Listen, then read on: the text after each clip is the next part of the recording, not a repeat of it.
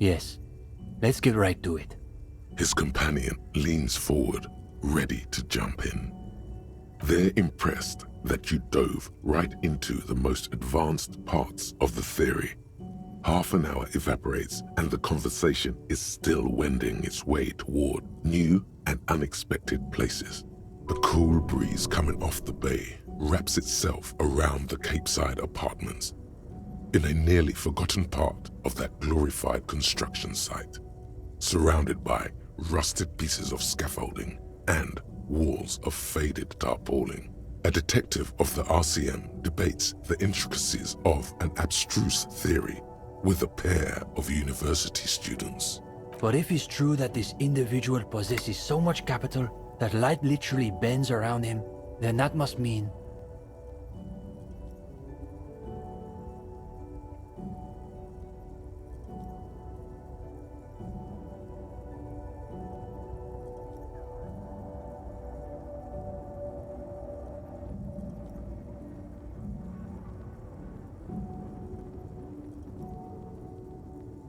Or it suggests that capital, in sufficient quantities, must exhibit its own plasm-like qualities. In Innocence of Capital, Puncher and Wortman argues that communists must possess as little capital as possible in order to keep their thinking undiluted by its influence. Again, he was just a regular high-net-worth individual. There was nothing extra-physical about him. Now the breeze has subsided. All is still except for the last bits of steam rising from the coffee pot. Well, on that note, I think we can call it an evening. No, wait. Can this really be the end? You feel like you've just gotten to the real stuff. Yes. One of our better discussions lately, on the whole. What do you mean, is that it? You've done the reading, we talked about it. What more do you expect from a reading group?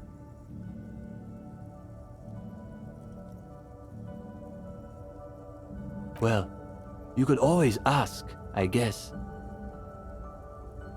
He probably won't get a better chance, honestly. But it's getting late, so maybe pick the most important question.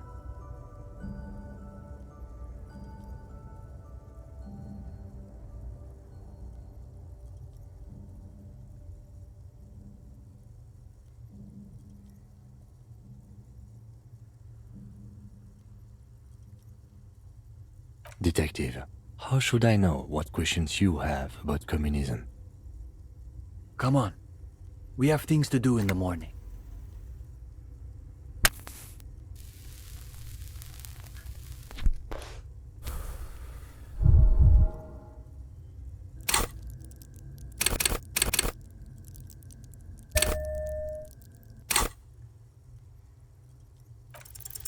The question you mean to ask is both very complicated and incredibly simple.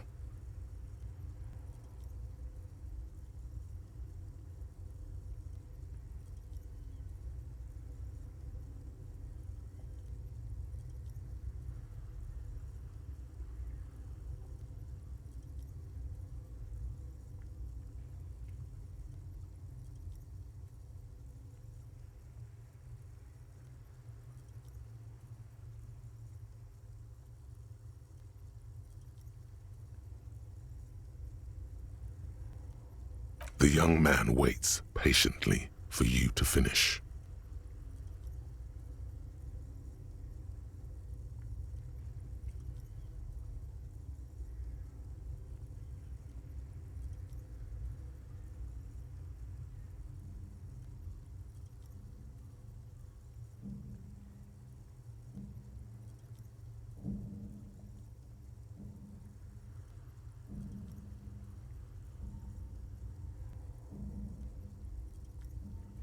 Yes?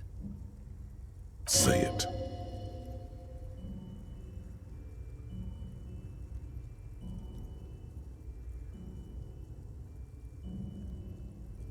The young man considers your words for a minute.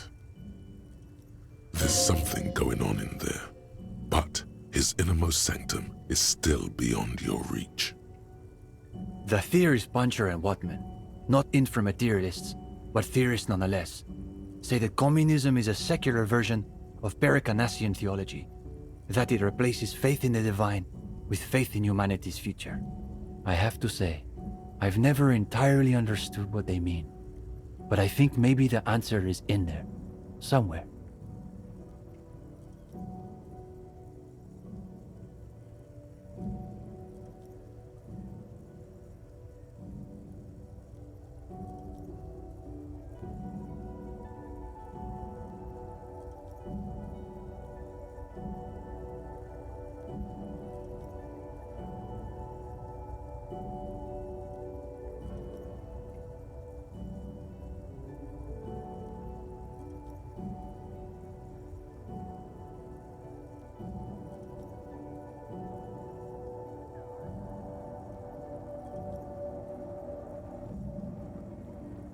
Then you don't believe in the historic role of the proletariat, which also means you reject the basis of historical materialism. It means you are not a communist, in other words. Something else. I guess you could say we believe it because it's impossible. It's our way of saying we refuse to accept that the world has to remain. Like this.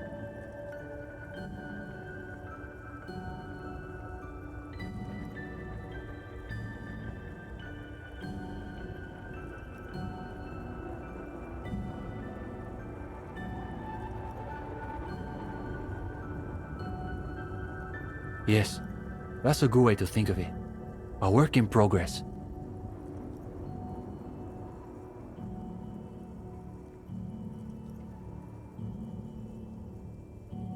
That thought can be a very powerful thing. That's the whole idea of inframaterialism. His words aren't really directed at you. He's wrestling with himself now. Esteban, it's getting pretty late. You're right. We should clean this up and get going. Wait a minute. If you don't mind, we wanted to get your opinion on something. A few little changes we've been thinking about.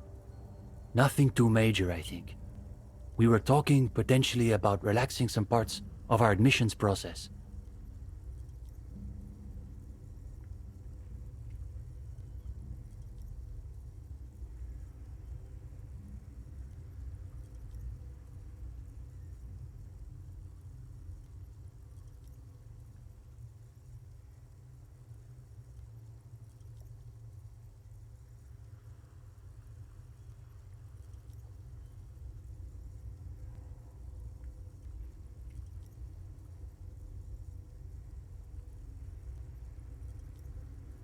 I suppose we have read through most of the inframaterialist canon by this point.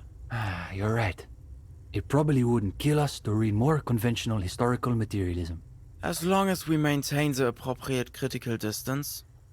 There was another thing. We were also debating putting up some posters around town.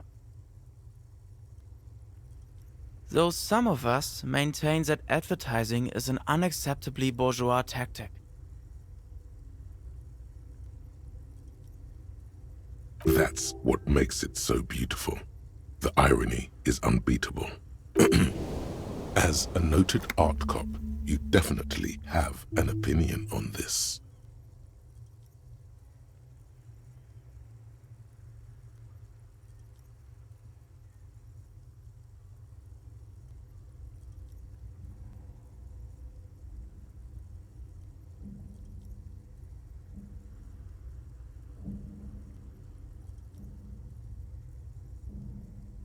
That's exactly what I was thinking.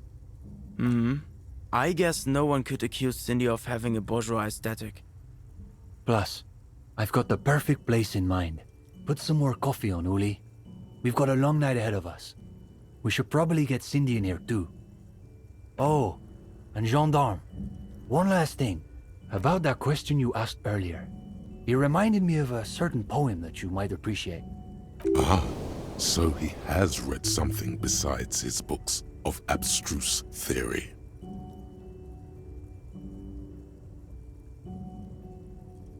It was written by a young communard who was killed on the barricades during the Coalition landings. The story goes that he wrote it on the last night of his life, keeping watch from the barricades in the middle of the night. I don't have the whole thing committed to memory, but there's a line in it I think about sometimes. In dark times, should the stars also go out? Anyway, good night to you.